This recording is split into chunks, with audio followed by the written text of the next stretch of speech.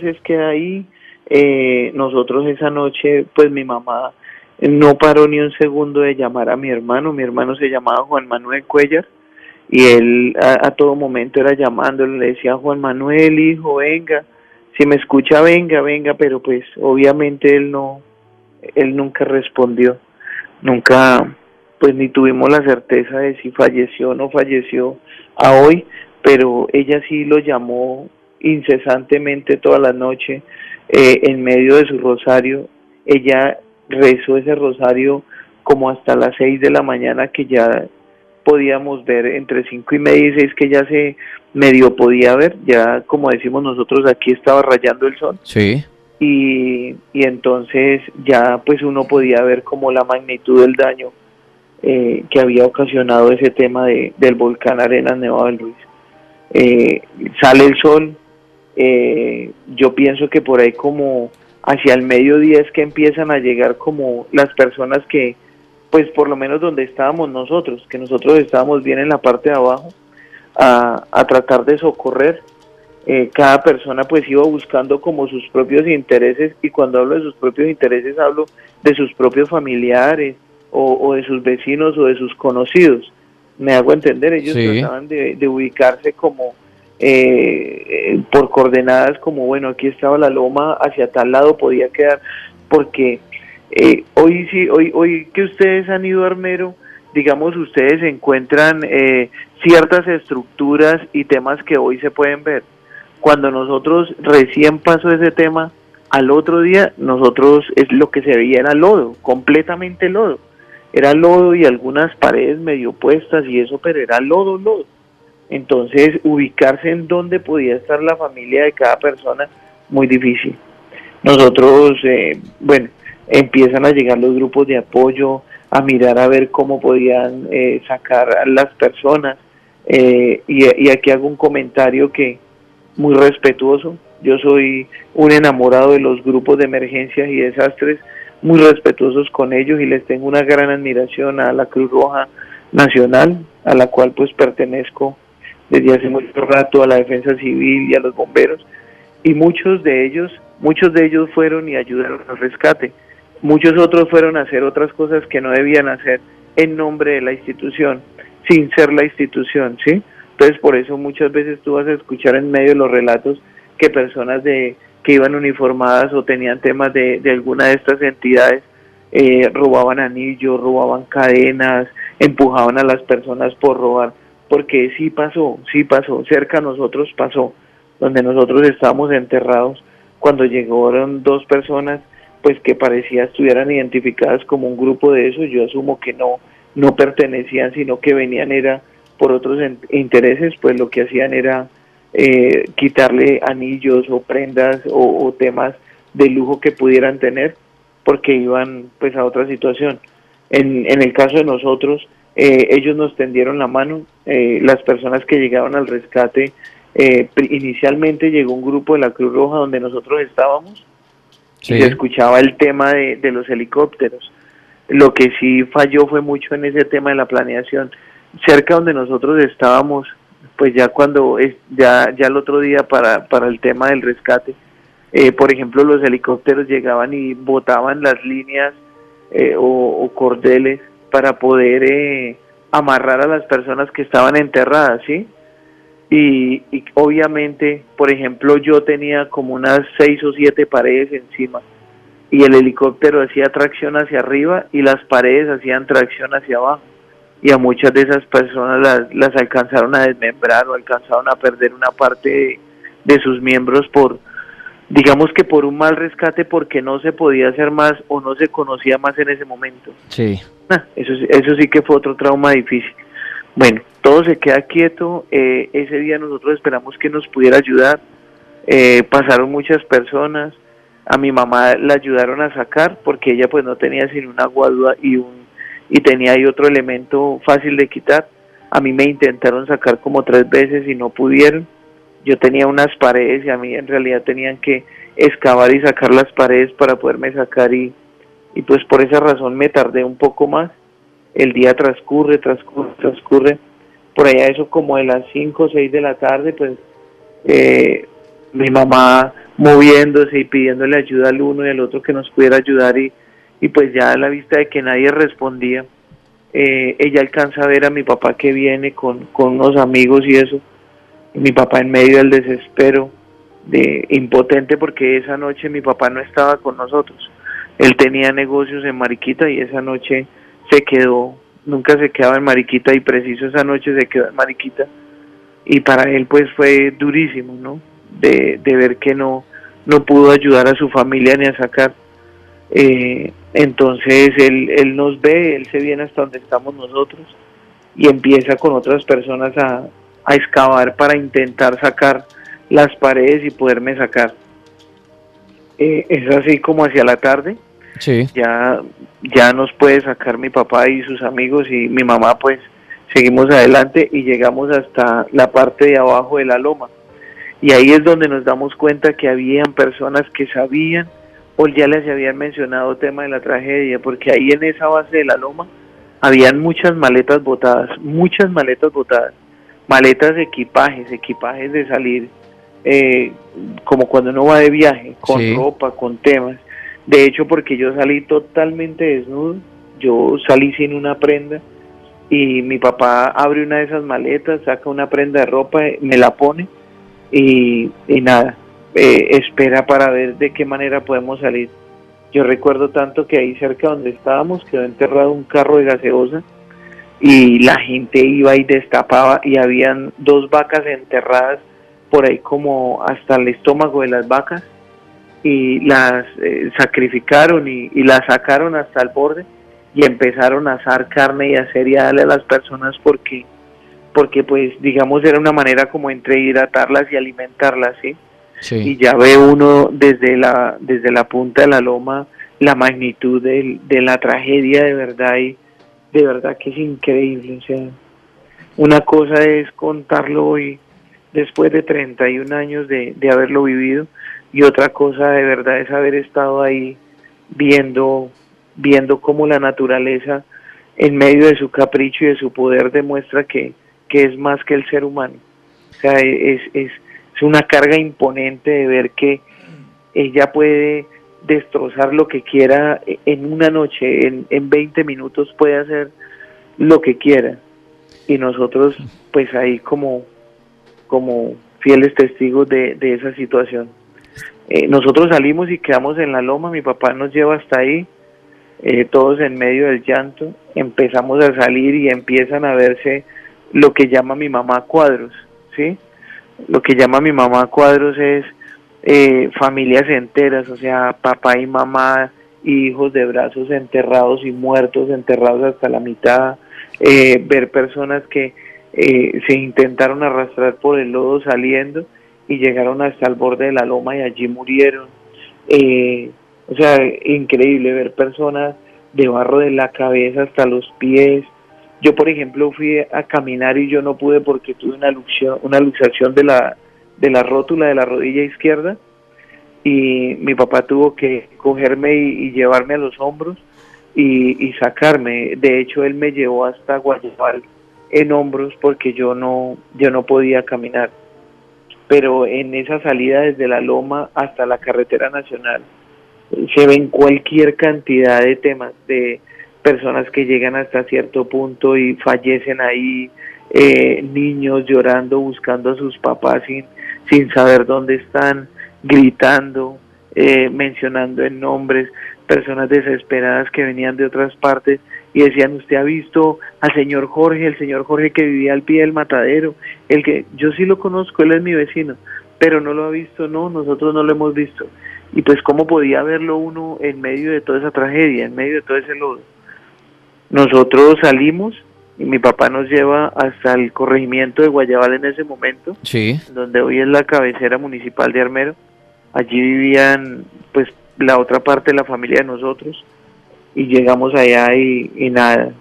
O sea, es ver la impotencia de no poder ni hacer nada, ni de haber hecho nada, ni de que nadie hubiera hecho nada.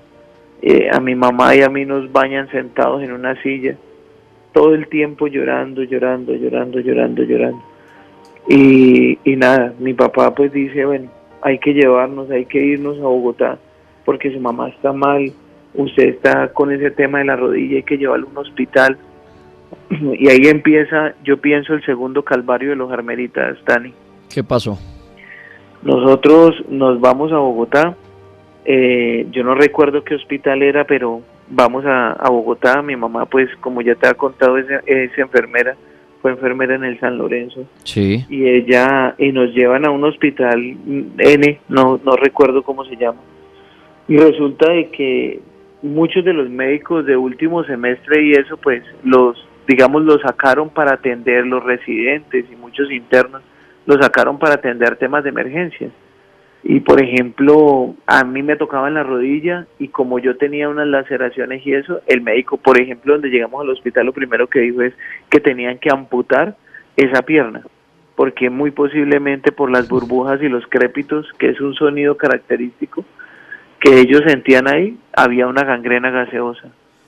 No, mi mamá casi se muere y ella se puso a llorar y me cogió y dijo que ella no dejaba que a mí me amputaran la pierna, que eso no daba para amputaciones. Y mi mamá me sacó hasta medio desnudo de la clínica, su responsabilidad, mi papá peleando con los policías, porque él decía que él no dejaba hacer el tema. Un tío que en ese entonces trabajaba en la aduana, dice, venga, yo le pago una clínica allí particular y me llevan. Y efectivamente me enyesaron como 2 meses, pero no me amputaron. Pero tengo un primo que se llama Gilberto, por ejemplo, y a él le amputaron su pierna en la misma manera, y hubo muchas personas que las mutilaron de sus manos, de sus piernas, porque ellos, digamos que con el afán de ayudar más, no evaluaban, sino que pues miraban de pronto lo que era más fácil y más rápido, pero que a futuro se iba a convertir en un problema para todos, ¿no? Sobre todo los que lo experimentaron. Mauro, tengo una pregunta que me hacen aquí en redes sociales. Estamos oyendo mejor al exalcalde Mauricio Cuéllar, que vivió la tragedia de Armero el 13 de noviembre, una noche como la de ayer, pero el 85. Hablan mucho de Guayabal, Armero, que está como a unos 15 minutos. En ese entonces, ¿ya existía Guayabal y la avalancha no toca Guayabal o cómo es esto? Sí, mira, Dani, hay en la página de la alcaldía hay si tú te entras y colocas Sí. plan de contingencias o de emergencias Volcán Nevado del Ruiz Armero Guayabal, vas a encontrar que hay un plan de emergencia que de hecho fue colgado en el gobierno mío, que fue desarrollado en gran parte por las personas de la Cruz Roja, por Freddy Ariel Gutiérrez, quien es el presidente de la Cruz Roja Armero Guayabal. Él hizo un trabajo muy juicioso y colocó ahí están 4 o 5 erupciones que ha tenido el volcán antes de la del 13 de noviembre del 85, y donde muestra que, por ejemplo, esa erupción del 13 de noviembre del 85 es menor a muchas de las que ya han pasado. En todas las erupciones nunca han tocado a Guayabal. De hecho, hay un tema cultural de los indígenas, el río entrando a Guayabal se llama Sabandija por un cacique indígena, donde dicen que los indios migraron de Armero a Guayabal, y ahí está el mapa, porque allá ya había sucedido en ese tiempo, y ellos pues digamos que aprendieron la lección y se fueron. Con el tiempo volvieron y colonizaron. Guayabal es el corregimiento, o era el corregimiento poblado de Armero más grande, y era el más antiguo. De hecho, Guayabal fue primero municipio que Armero. Ya. Guayabal es más antiguo que el mismo Ibagué, por ejemplo, en años. Ah, buen dato, o sea, pero las avalanchas y todo nunca han tocado a Guayabal. Nunca han llegado, jamás. Las avalanchas han llegado, lo más cerca es hasta el Serpentario, que es donde es, digamos que antes del puente de Sabandija, sí. Pero nunca han llegado hasta Guayabal. Ok, Jamás. es que quería aclarar esa duda entonces que me hacían la pregunta. Decían, oiga, pero Guayabal sí existe en la época y ¿por qué no salió afectada? Y ahí nos explica Mauricio que nunca ha salido afectada Guayabal. De hecho, si miran en esos mapas, Guayabal se ve como un apéndice, o sea, como una saliente, y se ve en la zona de impacto del lodo del volcán, y jamás, o sea, jamás lo ha tocado. Bueno, Mauro, y entonces, bueno, y usted ya está, entonces, volvemos, usted ya está en Bogotá, en el hospital, obviamente su familia angustiada cuando dice, mejor dicho, toca amputarle una pierna. Sí. Bueno, Sí, entonces bueno, y pasa y todo ese tema. Ahí sí que vienen los dramas. Nosotros nos reencontramos todos, mis tías las que quedaron vivas, mis tíos los que quedaron vivos, allá mueren mis abuelos, mueren pues un número grande de tíos, de primos, los pocos que vivíamos, que nos encontramos, que sobrevivimos a la tragedia, pues nada, nos abrazamos en un luto pues terrible, de llanto y de todo. Hay una tía mía que vive ahora en Barranquilla que se llama Gloria. Ella tiene una hija que se llama Shirley y ella la da por perdida. La niña en ese entonces tenía por ahí como un año sí. o año y medio de vida y la da por perdida y pues todos en medio del lamento y eso. Eh, ellos, todos, mi papá, mi mamá, todo el mundo empieza a buscar sus familiares más cercanos. En este caso, por ejemplo, nosotros a buscar a mi hermano en listas de hospitales, en cuánto tema se veía buscar. Mi tía en uno de tantos videos que pasa uno de los canales, ella ve que ve el rostro de su hija que la sacan en un helicóptero y empieza a buscar en los hospitales y en los hospitales. Y ese tema de las adopciones sin pedir permiso sí sucedió. Mi tía, de pura coincidencia y de cosas de Dios, pasa en un hospital por una de las habitaciones y ella vio la niña y la niña la estaban haciendo todo el proceso de adopción, a ella la iban a sacar del país. Eh, si no es porque ella pasa en ese momento, a su hija se la llevan. De hecho, siempre que nos reencontramos, ella pues le cuesta no contar ese tema. Ella no, nos lo dice para que, pues, porque hace parte de su vida y como buscando de que nosotros nunca dejemos de buscar las cosas y las personas sobre todo que queremos, porque ella dice que así se perdió muchísima gente. A su hija casi la sacan del país sin su consentimiento, simplemente la niña llegó ahí a rescatada en helicóptero y como la niña ni conocía ni sabía, pues decían sus padres fallecieron, NN, y procesos de adopción para afuera. Ella la encuentra y eso. En medio de esa tragedia, Dani, yo la vez pasada les conté algo que para mí fue pues doloroso y todo ese tema. La Cruz Roja quizá fue uno de los más ayudadores del proceso y donde más llegaron donaciones.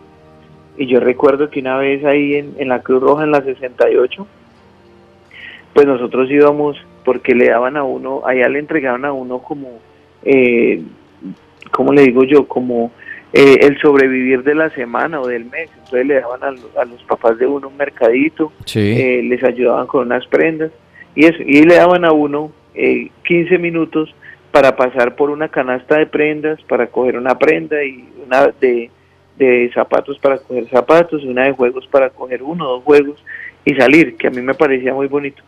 Y en una de esas pues yo cojo mis dos camisitas, dos pantaloncitos y yo llego al tema de los zapatos y saco una bota y me enamoré de una bota que venía solo derecha y eso para mí fue pues pues muy triste, ¿no? Yo me senté a buscar en la canasta a ver si encontraba la otra botica y nunca apareció y pues bueno, resulté cogiendo otro par de zapatos, pero uno pues en medio de su infancia ve como triste pues esas situaciones, ¿no?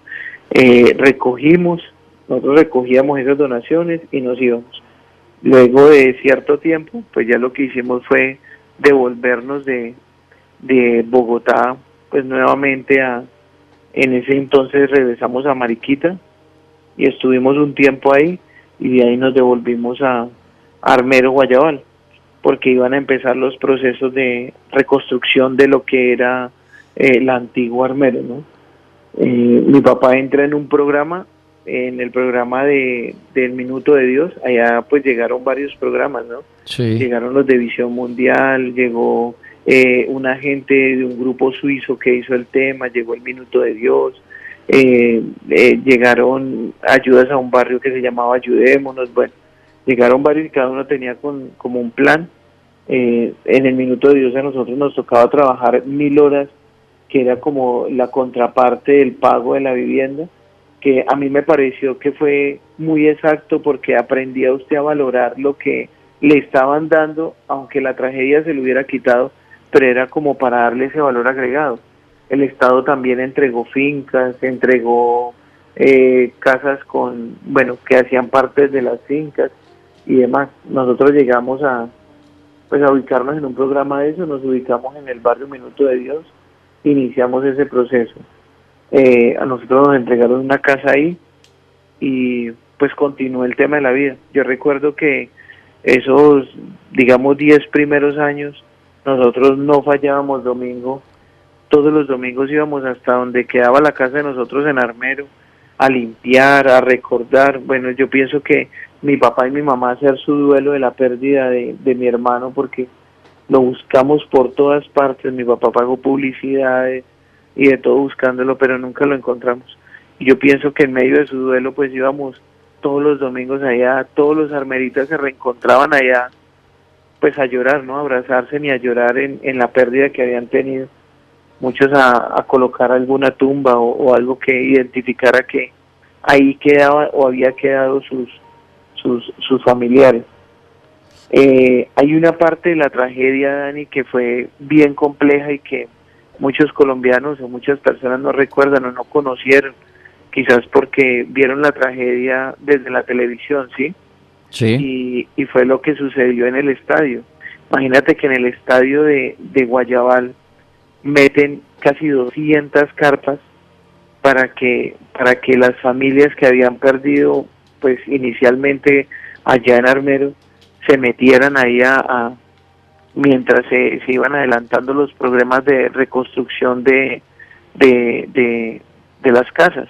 Entre eso que le habían dado a Resurgir pues un gran número de dinero, y Resurgir fue de verdad que el más desastroso de todos los órganos del Estado para hacer ese tema de reconstrucción. O sea, ellos ni siquiera entregaban casas completas, no las entregaron ni al tiempo indicado. O sea, ellos hicieron lo que quisieron y digamos que eso aumentó ese tema del desastre. Nosotros pues en Guayabal nos quedamos, era en la casa de mi tío, porque él tenía una casa grande y él nos acogió en su casa mientras podíamos salir adelante y pues en lo del programa que te cuento del barrio Minuto de Dios. Sí. Pero por ejemplo toda esa gente que vivió en el estadio, Daniel, tú no te imaginas lo que es 200 carpas en un estadio donde hay personas que se enamoraban de la esposa del otro señor que vivía en la otra carpa, donde los temas de baños, de letrinas, de baños de duchas, el tema de alimentación, o sea, eso fue un tema de verdad, que muy trágico. Separó familias, hubo riñas, hubo muertos, bueno, hubo lo que te puedas imaginar en ese calvario del estadio. Ellos cerraban, o sea, como para tratar de controlar el tema, pero muy difícil. Mauro, o sea que uno podría decir que la tragedia de Armero no es un 13 de noviembre del 85, sino ¿cuánto duró realmente la tragedia de Armero? ¿Usted qué calcula? ¿Semanas, meses? No, años, Dani. O sea, si tú me